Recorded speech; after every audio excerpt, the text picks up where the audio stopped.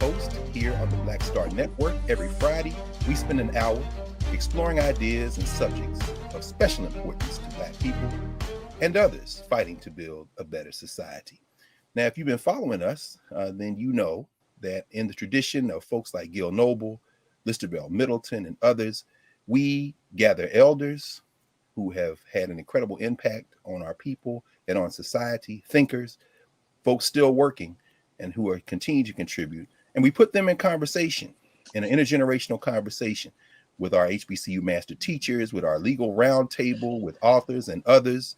And over the arc of our program so far, we've had folks like Adolph Reed and Abdullah Kalimat and Andrew Amy Billingsley and Robert Smith. Well, today we want to continue that and to enhance it.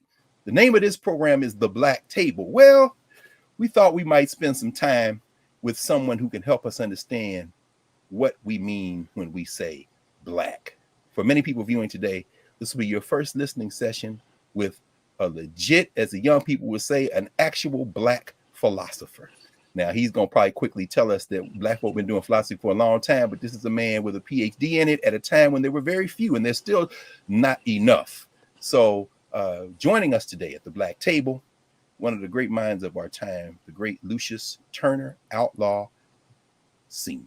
I'm sorry, Senior, right? Nope. Father, no, your son is the third, so you junior. I'm junior. That's right. I always want to say when I say the Turner, it messes me up. But in fact, you contributed your son to the faculty of Howard University. He's up here with us, isn't he, Prof?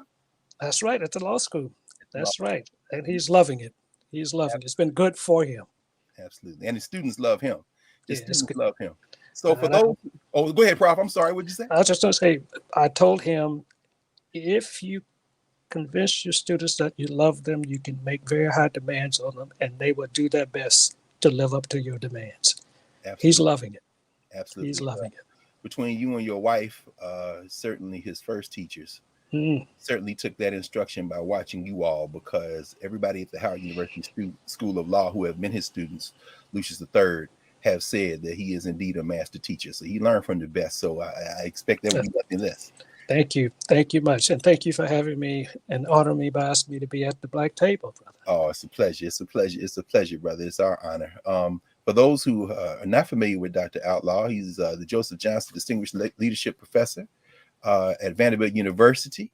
W. Alton Jones Professor of Philosophy in the Department of Philosophy, and also the Department of African American and Diaspora Studies, and of Human and Organizational Development at Peabody College. So Vanderbilt and Peabody, of course, part of the same institution.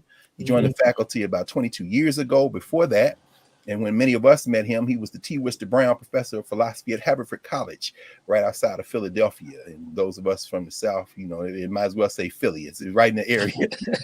And that's right. His area, that's right. We don't do them suburbs. Like, well, this is all part of the same town.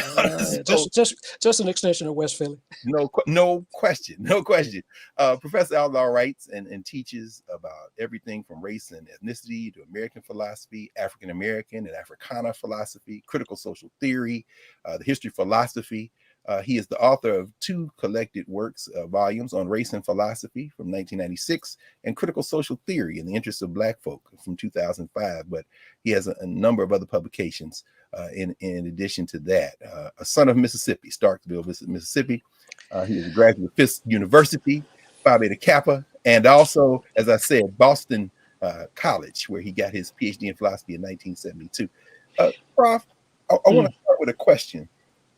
Since COVID has started, so many of us have moved online in these spaces, and you gave an interview that has been circulated widely with Philip McReynolds, a philosopher. I think he's at UNC, if not familiar. And you made a comment, and I think I wrote it down after. You said, people of African descent, starting particularly with enslavement and oppression in the Americas, in the United States in particular, were compelled to philosophize about the most fundamental issues, like, who am I? Well, who are you? From coming out of Mississippi and shaped by Black institutions before you ever showed up at Fisk, and a craft where very few African people were in the late 1960s, and trying to reconcile that craft with that emerging field of Black studies. Do you mind a little bit about who you are and how you came to be who you are? Well, that's a great question, Greg. And, my life has been impacted in ways I never anticipated by way of my matriculation to Fisk University in 1963. A bunch of my classmates and I celebrated the 55th anniversary of our graduation a few weeks ago. And we all shared that we had no idea what we were getting into, no idea how our lives would be impacted by going to Fisk. Now, for me, one of the commitments I had made to myself as I was approaching graduation from high school was that I didn't want to go to school in Mississippi. I wanted out. I simply, I had spent some time at a number of HBCUs in Mississippi.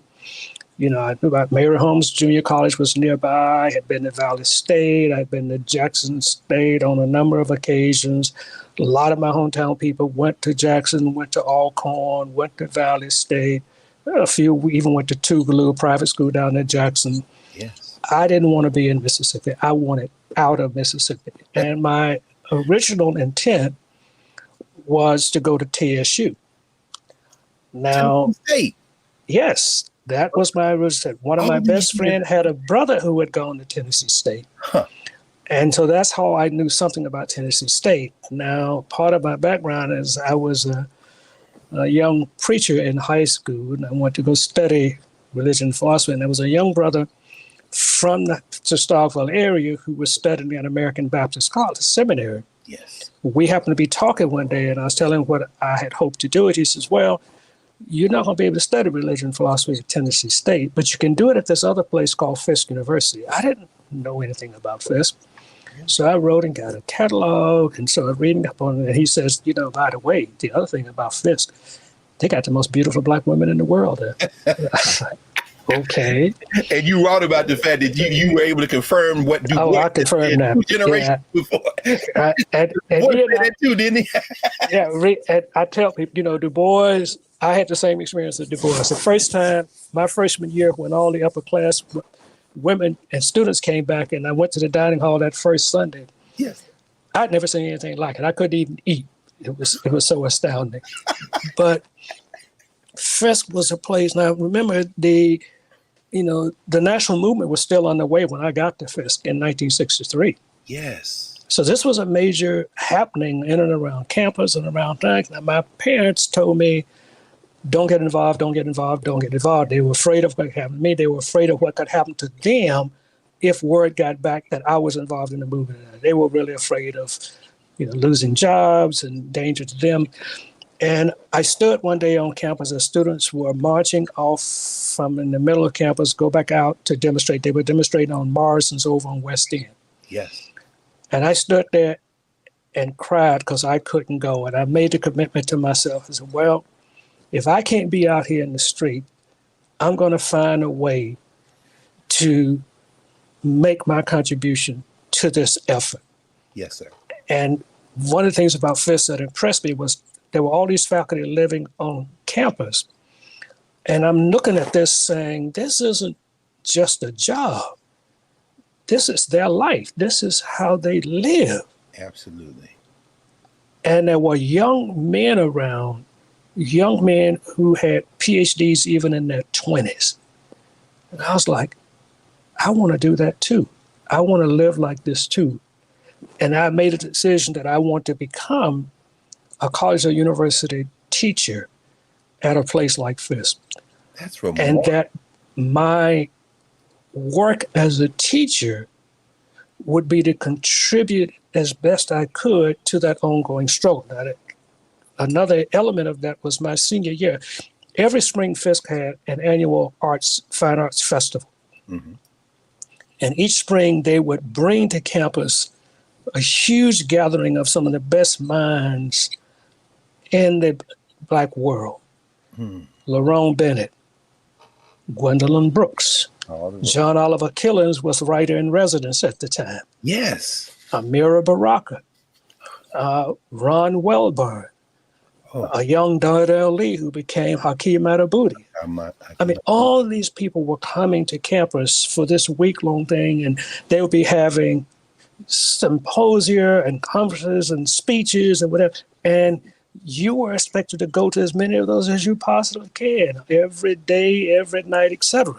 It's about you all. This is the living archive. There are folks out there. If you want to trace just a glimpse of this, go back to the old Negro Digest, which became Black World. You will see reports from the Fisk conferences, but that just gives you a look. What we're getting now, this is what Hampate Ba in West Africa calls the living tradition. A little bit later on, Prof, we're going to ask you about genealogy. And so when you want to know the roots of Black studies, it's a living tradition. Prof, we're about 10 minutes in. Can we take a moment, a pause, and when we come back, you pick up exactly where you are, because you're about to help us walk across this bridge to how you entered into the field of philosophy. All right. In the interest of Black folk.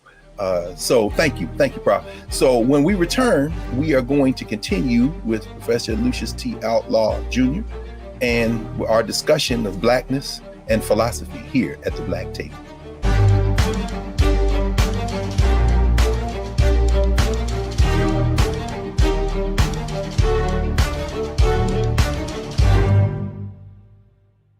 Hi, I'm Dr. Jackie Hood Martin, and I have a question for you. Ever feel as if your life is teetering and the weight and pressure of the world is consistently on your shoulders? Well, let me tell you, living a balanced life isn't easy. Join me each Tuesday on Black Star Network for a Balanced Life with Dr. Jackie.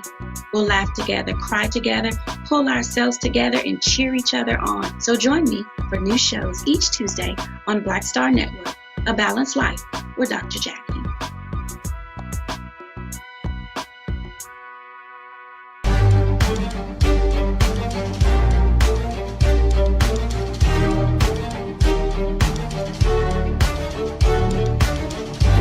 Welcome back to the Black Table on the Black Star Network. Greg Carr, and we are joined today with Professor Lucius T. Outlaw Jr., Vanderbilt University, son of Mississippi. He is walking us through his formative years at Fisk. Prof, when we left, you were you were on the verge of helping us think with you as a young man entered this conversation with these folk who come from all over the country and the world having these conversations. Was this the year you were student body president? This was the year I was student government president, my senior year. And one of the seminal moments is Amiri Baraka gave a talk in the Appleton Room one night. And I sat there and I listened to that talk. It was stunning.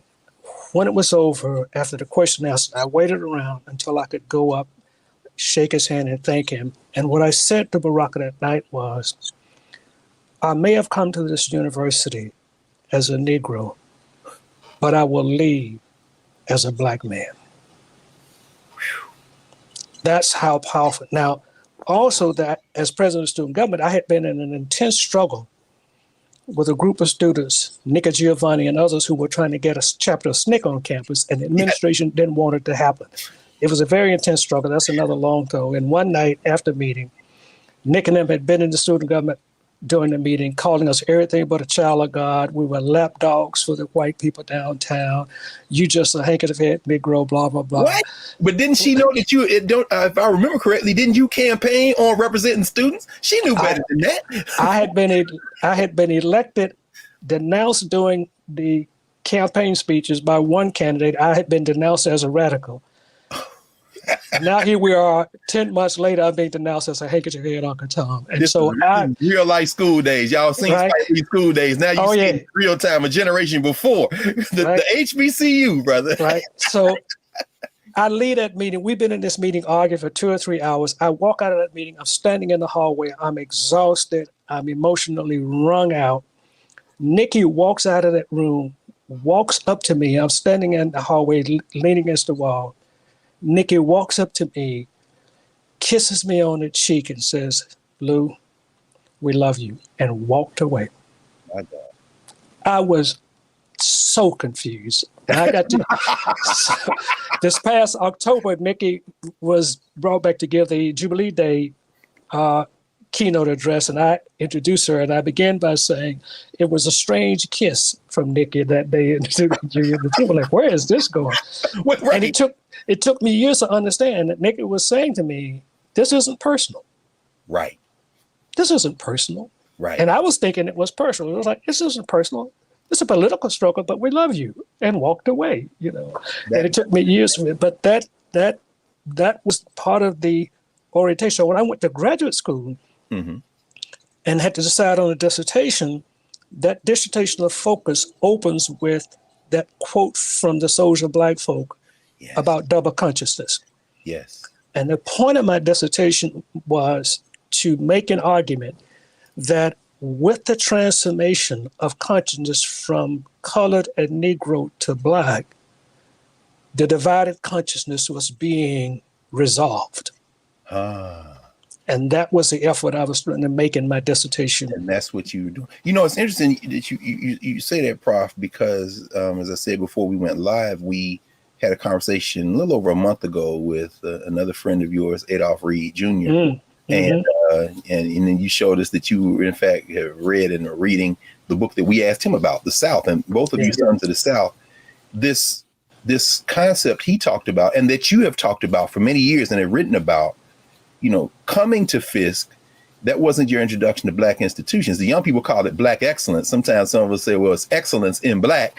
You came from that high academic standard. I think I remember you saying you saw the son of one of the trustees get sent home for bad academic. That's right. First semester. That's when you realize, no, but carrying that expansive concept of Blackness into your work at Boston, a Blackness so expansive that regardless of politics, realizing that we are Black people, as you undertook that work and that produced the language and the transformation of consciousness, your dissertation, reading through it, looking at its footnotes, you've got Harold Cruz and John Bracey, you got James Turner and so many others, but then you've also got Heidegger, you got Hegel. How are you grappling with this question of Blackness and beingness in a field like philosophy where there were so few people at the time? And what drove you into that field, Prof? Well, it's an interesting question, because part of it was, so in coming to Fisk, majoring in philosophy and religion, I'm reading, and I tell people, from my undergraduate years at Fisk all the way through my PhD, I was never in a philosophy class where I had a professor who was a person of African descent, nor assigned a text written by a person of African descent. Ever. Never. Not in any course I ever took from my undergraduate through my graduate years in philosophy did I ever read a text written by a Black person. So your master teachers, I mean, you mentioned, of course, the great Elsie Collins, who only made transition very recently. But his class, see, I had him as a first semester freshman. Oh. And in my senior year, before I graduated from Fisk, I made sure that I took his Negro literature class. So that's where I did a lot of reading, but it wasn't happening in philosophy. You didn't get any of what you bring to philosophy from philosophy. Nope. You got it from Black traditions outside. Oh, this is fascinating. Right. Please go ahead. Right. Go ahead, Bobby. That's right. So while I'm in graduate school, I go to this lecture one night. Big crowd of people there. This man gives this lecture. I'm like, my goodness, what is this? And I come out and there's people selling his books. And I go buy one and I'm blown away by the sheer title of this book. Because the title is The Crisis of the Negro Intellectual. Come on. Not Harold Cruz. You heard Cruz. I heard Cruz went and got that book, and I'm trying to think about how to be an intellectual. This man is talking about the crisis. I'm like, oh, Lord. Exactly. I go read this, right? Now, I meet Harold Cruz later on, and we have some really interesting conversation, but that was a seminal text. And later, in the December of 1968, I go over at Harvard Square, browsing through bookstores. I go in this bookstore, and I look over on a rack, and I see something that just stops me dead in my track. Because there's a journal in a rack that has a title. I had never seen those two words put together. The Black Scholar. Wow. It was the first issue of the journal. Really? Nathan Hare. And I'm looking at this going, what the hell? Black and Scholar? Right. So Harold Cruz, Crisis of the Negro Intellectual, the Black Scholar. I've been caught up in this whole Black consciousness, Black power thing, having to rethink my way. And so I've got to find, and I've got this commitment I'm not going to be in the street. I'm going to try to be inside these educational institutions. I want to be a teacher, but I got to arm myself to do this. So my dissertation is fundamentally drawing off of particularly Du Bois and Fanon. The language thing is coming straight out of his chapter, The Negro and Language, in one of his texts. All this other stuff is to help me make this case, etc., for how to prepare myself to continue inside the academy working in a discipline where there ain't nothing about Black folk, but I'm seeing what's happening in politics, history, sociology, etc., right? Where a whole lot of people are talking about Black sociology, Black history, Black literature, Yes, Black music, Black that. So then me and a bunch of other people are saying, okay, we got to do Black philosophy then. And of course, the discipline is like, there's no such thing. We're like, yeah, we're going to make it be such a thing. Well, let's talk about that a little bit, because, they're in the late 60s and you've written about the death of King, how that impacted you, and so many other things going on at the time. As you carry that momentum into the 70s, you turn down a job at Boston. They say, we usually don't do internal stuff, but we want you to stay. Right. You feel compelled to go back to Fisk and join that faculty. And as I told you before, I mean, for you to draft the dissertation, the one you wrote in a matter of months, is, to me, I think anybody who's ever written one would have to sit back and say, what the hell? But why do you decide not to enjoy or pursue the life of a scholar, which is usually a very singular, solitary life, very insular? But as you say, you join with this wave of like-minded, unfortunately, men with one, I think it was one woman you mentioned, but you all come together and eventually produce this Philosophy Born of Struggle collective. You join together. Then you began cultivating over the years another generation with like the racial theory, group formations. Why was it, and why is it so important for you that your intellectual work is driven by teaching and community engagement and work? And what was it like in the 70s and 80s to find like-minded Black folk and move forward as a collective rather than just like these heroic individuals? Well, I mean, again, remember, so much of the Black consciousness, Black power movement was in social terms. It wasn't in individualistic terms. And so it was about being part of some social group. There's a lot of talk about revolution. One of the essays in Harold Cruz's book, Reform and Revolution, and he said in one of them, said, you young folk want to talk about revolution, but if you really understood what it was about, you stop talking about it, because this is serious business. Yes, sir. And so I became clear that I wasn't reading Marxist and left stuff, but I understood I wasn't going to be out in the street with no gun, right? Right. I was committed to education. I was committed to the notion that education could make a difference. And I got called back to Fisk. I didn't even apply for a job at Fisk. I was called and told to apply for this job. I had been interviewing at Mississippi State in my hometown. That's another story. I came and did an interview. When I got to go meet with the president of Fisk, President James Lawson, I went to his office. Secretary Collin told him I was there. He got up and met me at the door. When I walked into his office, he reached out and shook my hand. And he said to me, Lucius, you're coming back to Fisk. That's settled. I hear you have a wife. You're married. What's your wife's name? That began my conversation with the president. Now that's old school. That's some old school HBCU presidents who built faculties like that. That's right. And he says, and during the conversation, he says, now we've got these apartments over here for faculty. I want you and your wife to live in these apartments over here. He wanted us to be, the whole time he was in the, even before he was president of Fisk, he lived on the Fisk campus. Yes, sir. So did many of them. And he says, I want you to live on this campus. Well, I'm from Nashville. As kids, we knew, the John Wesley Workhouse, Arnold Bryan, all them cats. That's right. A couple of streets down, even though he wasn't a member of the Fisk faculty, the Nashville legend, of course, the great Avon Williams. That's right. Right around the corner on Marina Street. Yes, sir. Right? Go down Jefferson Street, and then the state faculty is right there. So, right. And so this whole thing of living and being part of a community, and that has been lost at Fisk. But all of that was powerful as shaping of me. And the other thing was that I had learned during the Nashville riots, as a senior president of student government, what the important difference was for Fisk as a private institution compared to TSU as a state. Yes. Because I had learned as a freshman, students could participate in the movement, go put in jail, knowing that the dean or president was going to go make bail and they'd be out and back out again. Nobody was getting put out of Fisk for participating in the movement. They were being supported for participating in the movement, not chastised or don't do this. You were expected to be about that kind of thing. You were expected to go forth into the world and comport yourself in a certain kind of way as a graduate of Fisk University, as literally one of the responsible talented 10.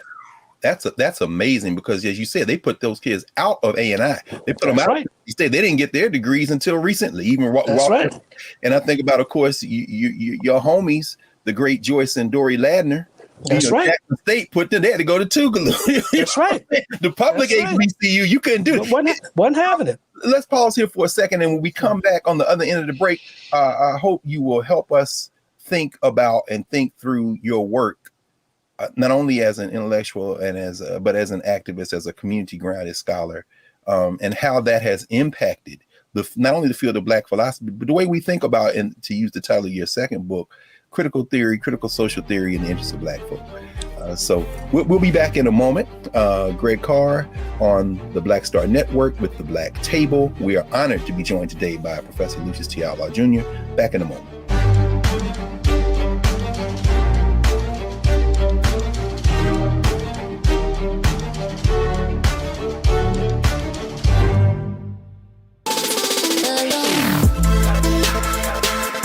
Hey y'all, welcome to The Other Side of Change, only on the Black Star Network and hosted by myself, Rhea Baker, and my good sis, Jamira Burley. We are just two millennial women tackling everything at the intersection of politics, gender, and pop culture. And we don't just settle for commentary. This is about solution-driven dialogue to get us to the world as it could be and not just as it is. Watch us on the Black Star Network, so tune in to The Other Side of Change.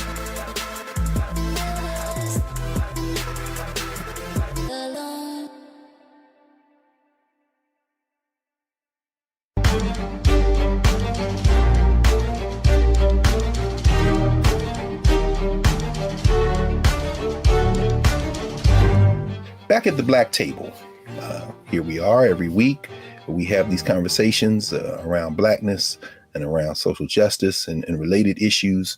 And today we are honored to be joined by Professor Lucius Outlaw, and we are discussing his intellectual journey and his work and how he has helped us and continues to help us think about the question of what it means to be Black in the world.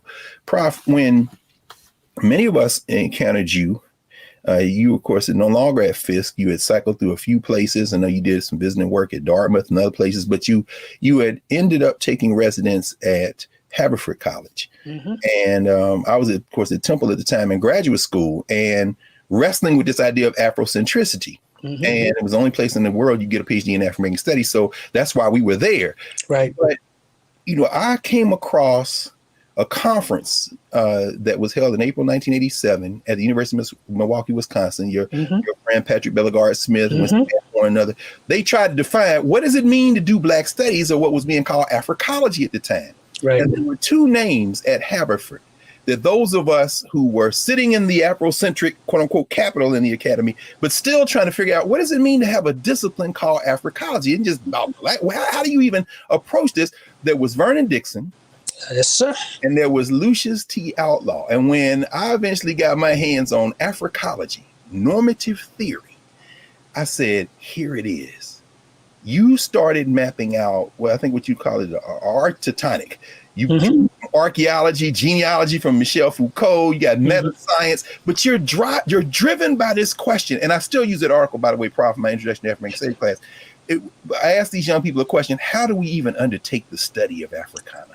And so let me just ask you, for all of us sitting here listening to you, how do we organize even thinking about Blackness? You've spent your entire career thinking about it. What is Blackness? Who are we? Give us some sense of how you think about the world through those visions.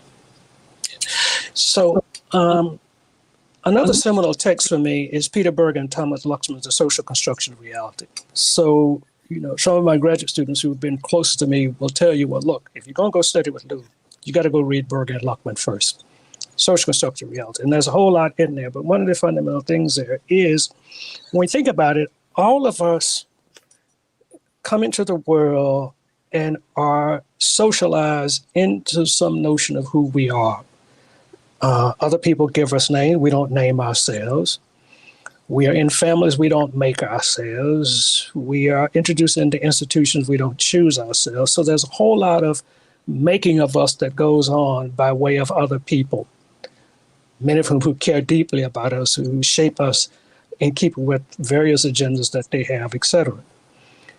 And we're in this complicated world in the U.S., white supremacy, enforced, etc., all that's about. And we have to, wherein we are supposed to be in keeping with that project, less than fully human being, deficient being, etc. And then always there have been Black people struggling against that to say, no, we're about a lot more than that. You're not going to tell us who we are, or you can tell us who we are, but we will not, most of us will not live by or identify with who you would have us be. And the Black Power movement was another eruption of, no, we're going to redefine ourselves in some very powerful ways. And I was deeply impacted and deeply influenced by that.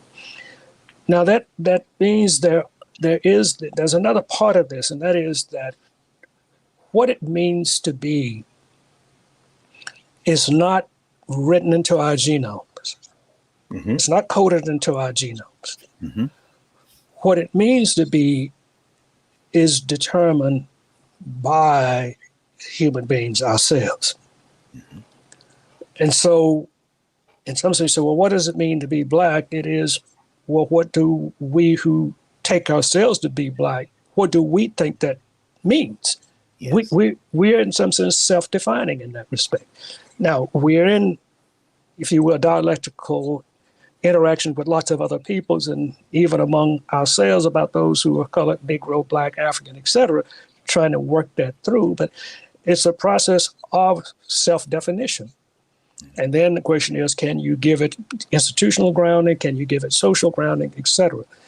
One of the things that became really interesting to me was, okay, how if you take up this self-definitional project, what does that mean for the production of what you take to be knowledge about yourself and about those like you, about the world? So the Black Studies Project became an interesting challenge for me. How do you set about creating knowledge production enterprises in keeping with an aspiration not only to be free from oppression, but also to flourish? Yes. To be creatively flourishing. And Du Bois was a tremendous inspiration in wrestling with those kinds of issues for me. Mm-hmm. But the intellectual challenge is a formidable one.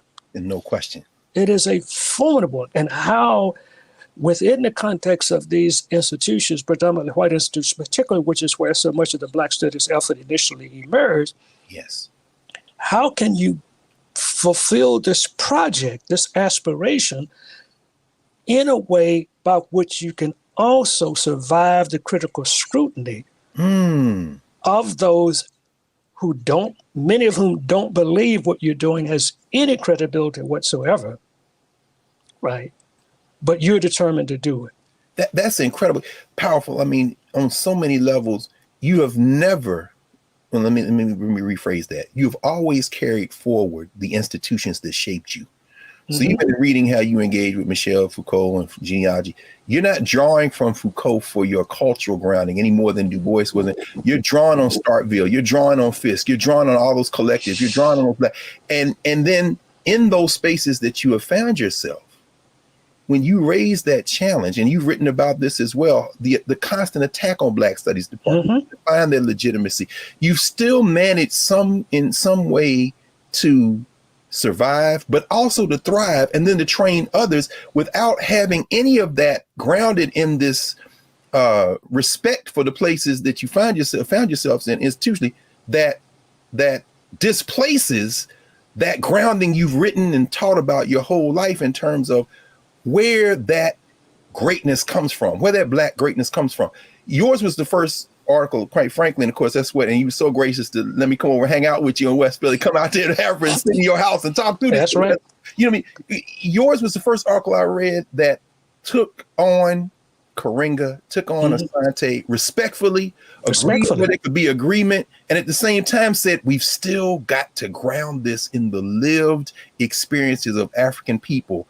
We don't have to go back to Africa, but we must include it. We shouldn't reject enslavement. We must consider it. What you raise, even a question, let me ask you this question right quick.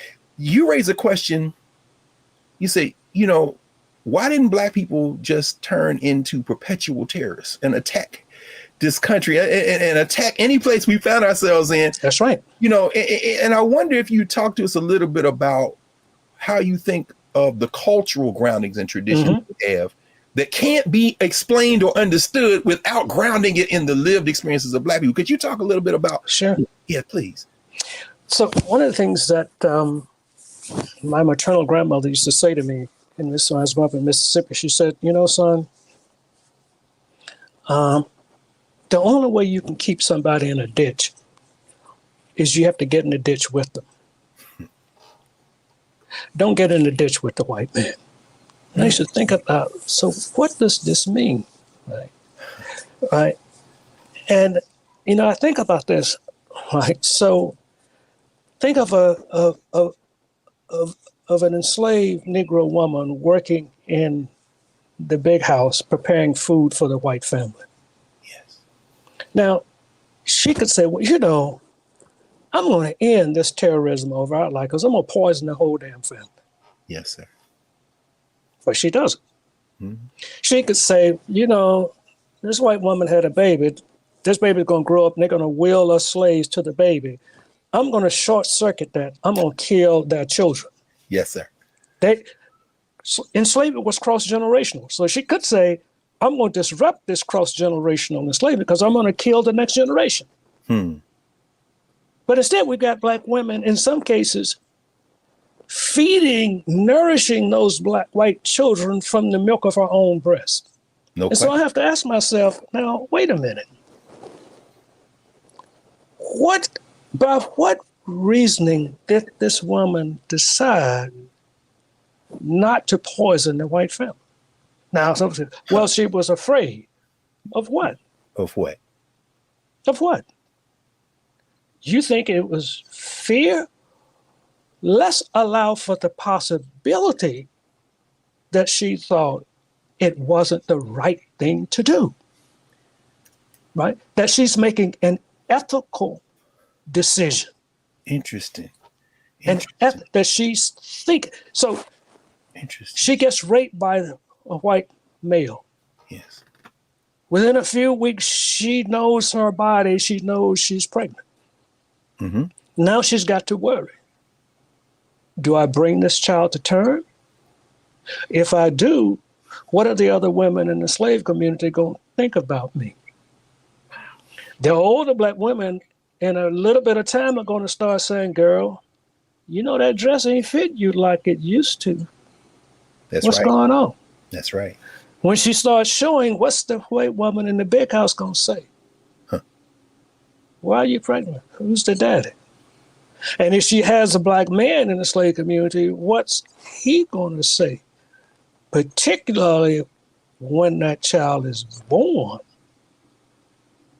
and the skin pigmentation of that child don't look nothing like him. Now, for literally 9 months, she's got to face these questions as she's carrying that child and ask herself, do I abort this child or do I bring it into this world where I can't protect it? It may be sold out from under me. It will be my child, but I can't even protect it.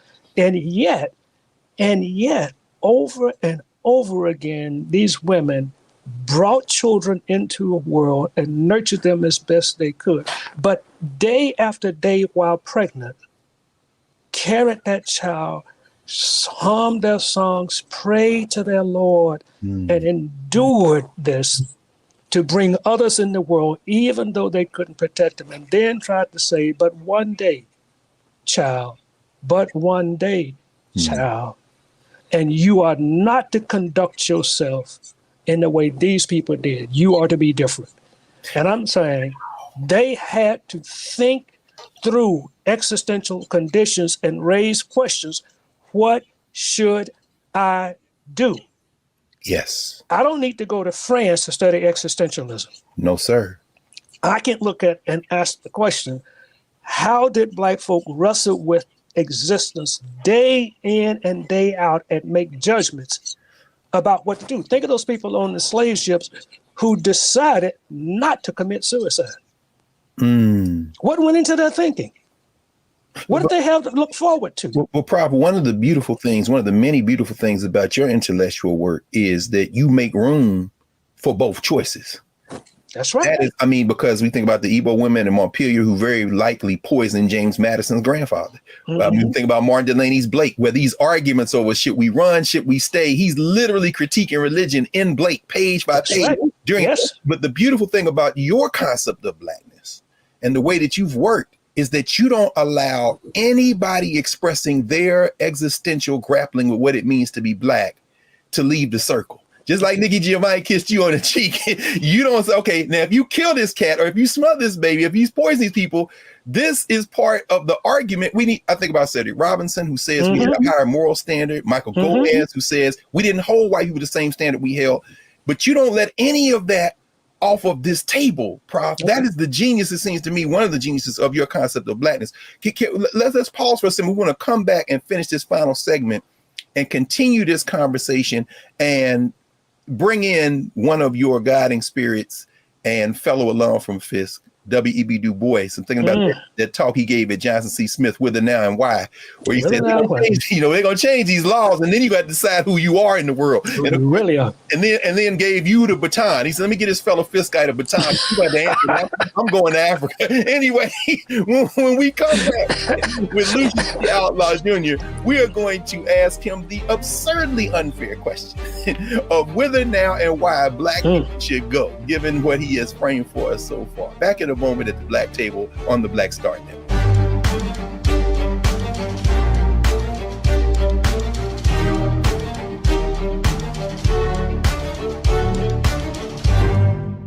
Hello, I'm Isaac Hayes III, founder and CEO of Fanbase, and I'm here with a very important message. We are at a turning point in the Black community where we must have equity in the apps we use that scale to billions of dollars. But this time, we own the infrastructure, we own the culture, and we shape the future. And Fanbase is the future. Fanbase combines the free functionality of Instagram, TikTok, and YouTube into an all-in-one platform built for the evolution of social media and monetization. With over 1.4 million users, that's real proof that we are shifting the conversation of tech ownership and equity for creators. So right now, I want you to go to startengine.com/fanbase and invest today. The minimum to invest is $399. That gets you 60 shares of stock in Fanbase at $665 a share. This marks a turning point in Black ownership of social media. If we don't take this opportunity to own social media right now, we will always be customers to our own creations. And that can't go on. So once again, go to startengine.com/fanbase and invest today. We must own the platforms where our voices live, our stories matter, and where our culture drives the world. Thank you.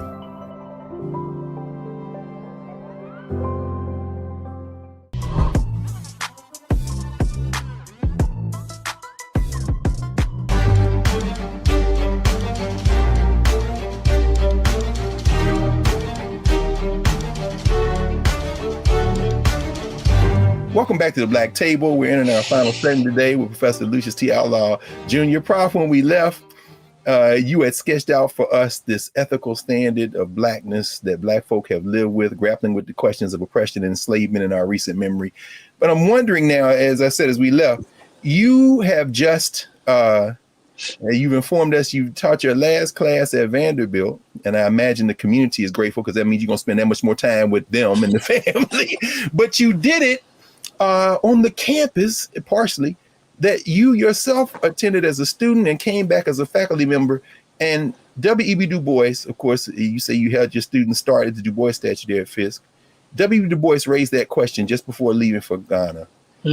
Black school teachers and whether now and why, well, the social science configuration. That's right. You know, and so I wonder, where some of your thoughts on where you think we are, how you think we should be thinking and acting now, what you see in terms of social movements. Because as Du Bois said, once they change the laws and desegregate, then you're going to have to answer the deeper questions of race and culture. And you've spent your entire career doing that. Could you help us? Where do you think we are today in terms of trying to answer those questions? Any of it? It's, as it has always been, it's particularly precarious. And for all of the precariousness, the craziness, etc., one way I put it is we got hit with two pandemics recently. One was a biological pandemic caused by a virus, COVID-19. The other was a political pandemic. And the agent was Trump that gave rise to Trumpism. And the confluence of those two pandemics have had lasting impact on the body politic of this country, both literally and figuratively. And of course, democracy is in question again. And it's another question of Black folk will have to save democracy in the United States yet again. Right? So it is precarious. But life has always been precarious for folks of African and African descent on the continent and in the rest of the world after the encounter with folks from Europe and white supremacy, et cetera. So it's precarious. And now we're facing some serious questions. I was just thinking the other day, one of the things that has been deeply bothering to me is the Black Lives Matter movement, because I asked the question, which Black lives matter to whom, when? What I have in mind is, we saw the response from a lot in this Black Studies movement when Michael Brown was killed. Yes.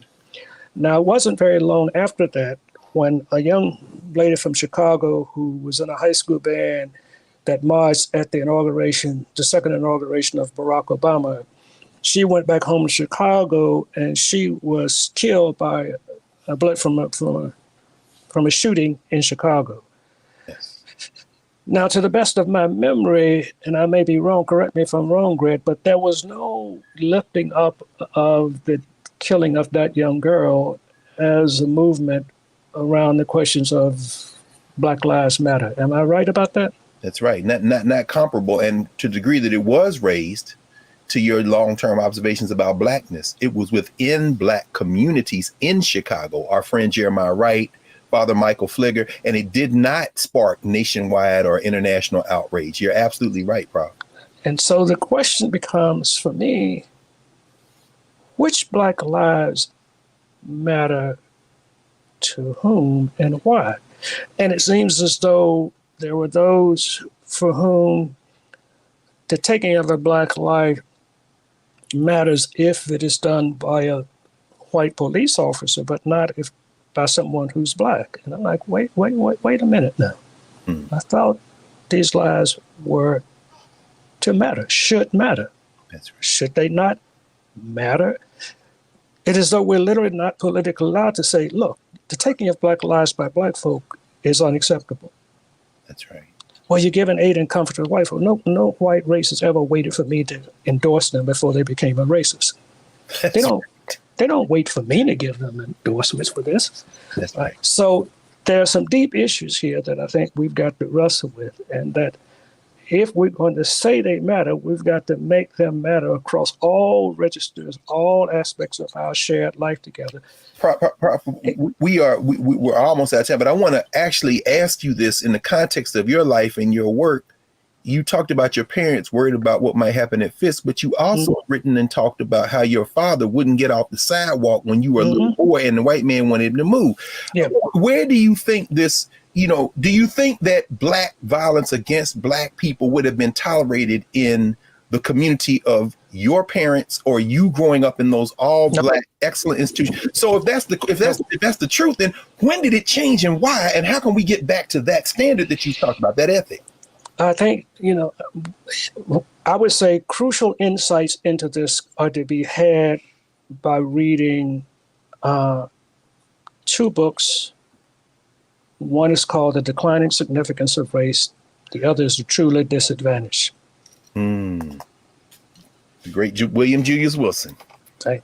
Yes. And one of the things that William Julius Wilson explores is, and this is pertinent to the Du Bois Wither when Wilson says, okay, you got so-called desegregation, you got the movement of jobs out of the Northeast and the Midwest to the South and to the West, et cetera.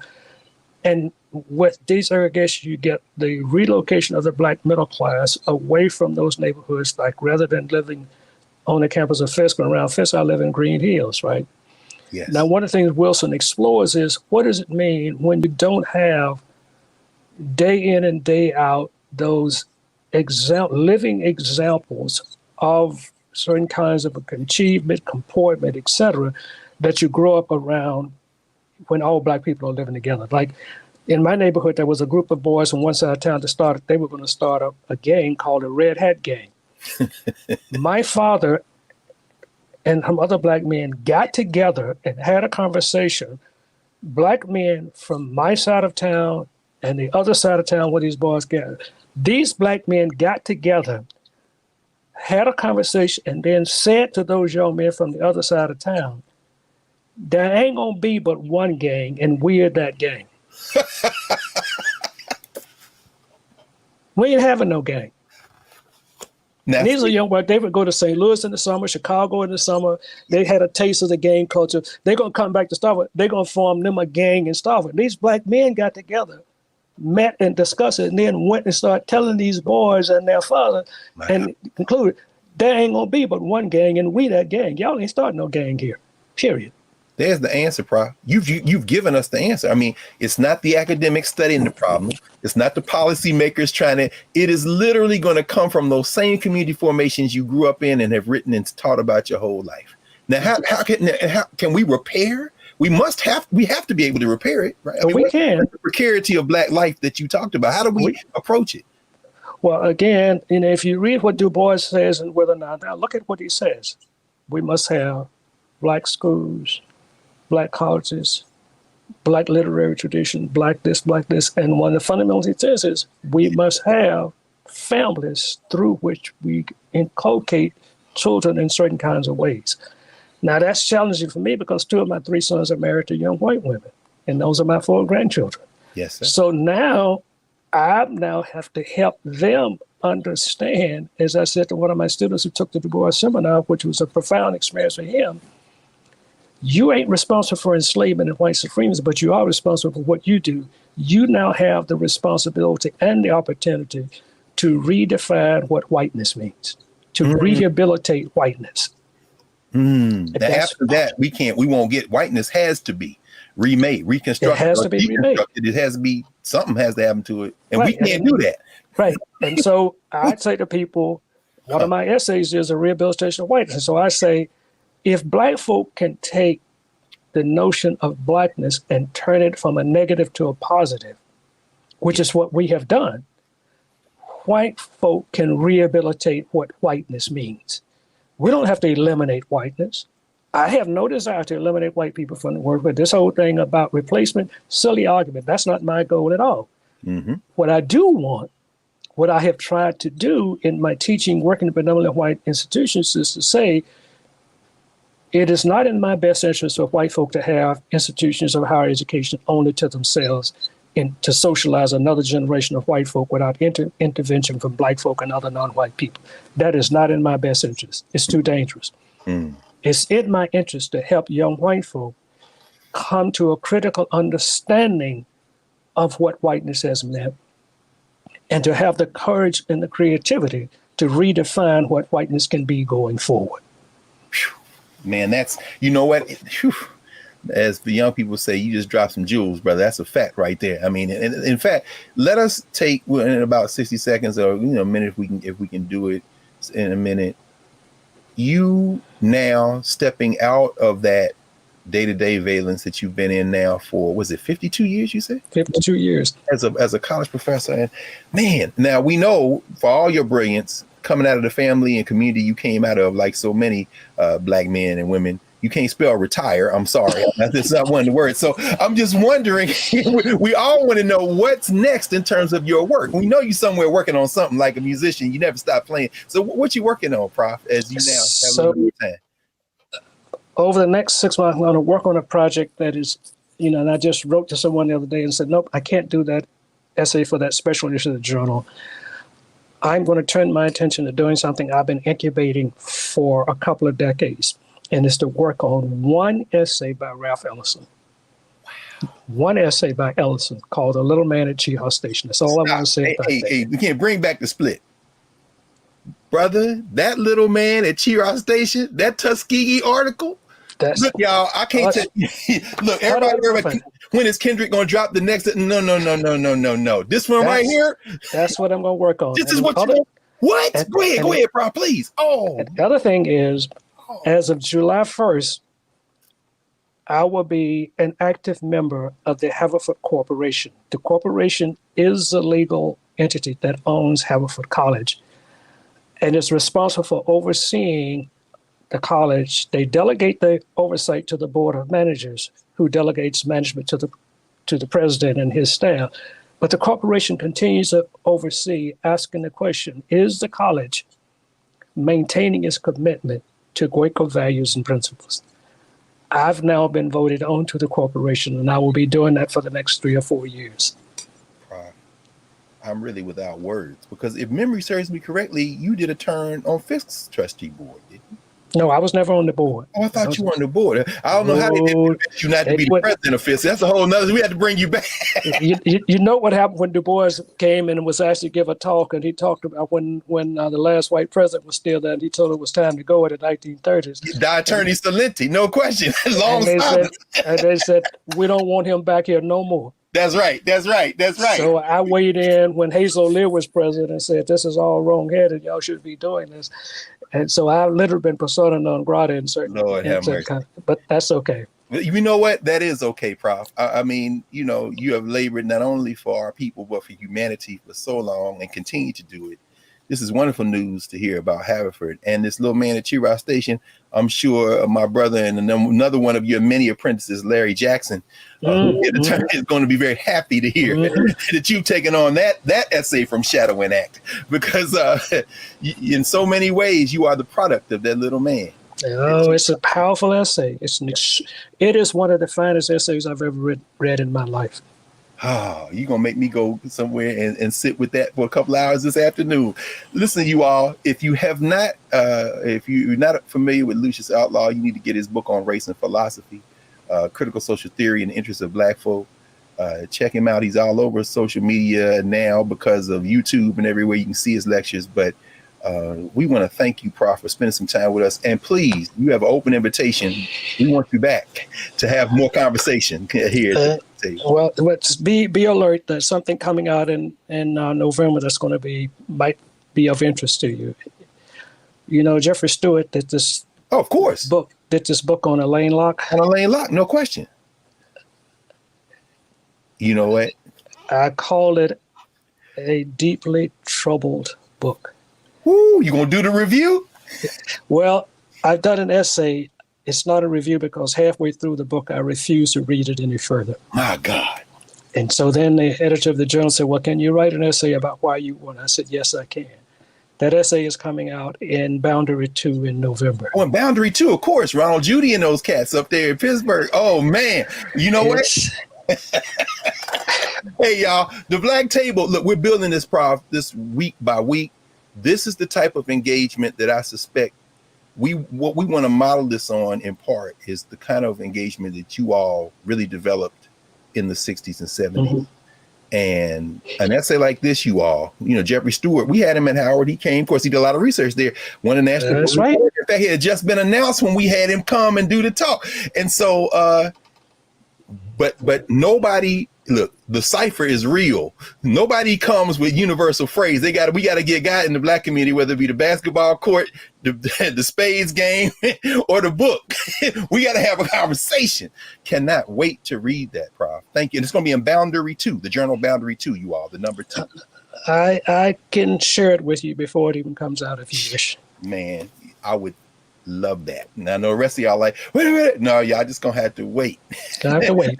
As the young people say less. But yeah, listen, man, thank you so much for spending some time with us, Prof. Thank you for having me. I've been honored by it, Greg, and you have been admired by me, respected by me, for bringing me into your trust and respect. Thank you, thank you, thank you. But no, that's my honor. It's the least we can do. You received the baton, so we're going to keep running with you. Thank you. Love you, brother. Talk to you soon. Like to. All right. All right. We will now come back in a moment, and we'll clear the table and prepare for next week at the Black Table. Back in a moment.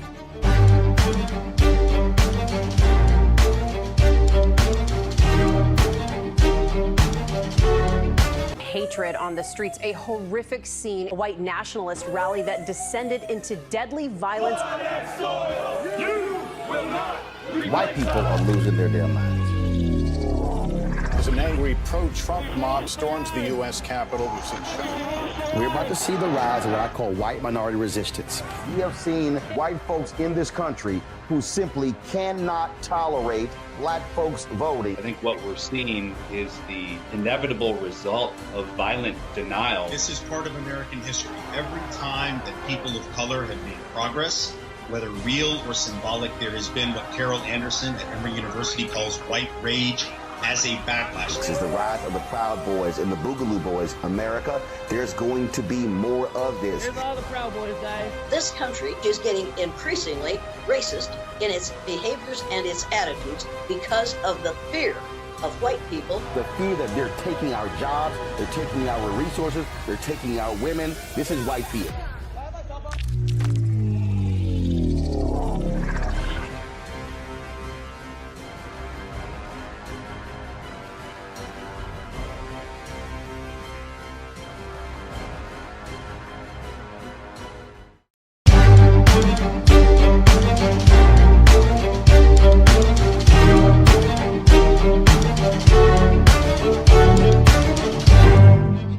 Welcome back to the Black Table here at the Black Star Network. I'm Greg Carr, honored to be your host. And today we have had a very powerful conversation with one of the greatest minds we have, the great Lucius T. Outlaw Jr. In his essay, Africology, Normative Theory, published in the book On Race and Philosophy, Dr. Outlaw writes this about the nature of us thinking about blackness. He says, it is a matter of perspective, the frame through which we structure and go about our work. The consequences, of course, are enormous. At the stake is the safety of negotiating the mind field of life on the way to a chosen destination. Norms to govern theorizing about norms for social life are themselves part of social life and are likewise conditioned by the choices of destination and route. No amount of theorizing can eliminate the risks involved in choosing, either in social life or in theorizing. Thus, we must not be pretentious about what is to come from an attempted refinement of Black studies into a more mature and socially responsible discipline of Africology. We've spent an hour with a man who has made some powerful choices over the course of his life to date, and we are all the better for them. Thank you, Professor Outlaw. And join us next week, same time at the Black Table.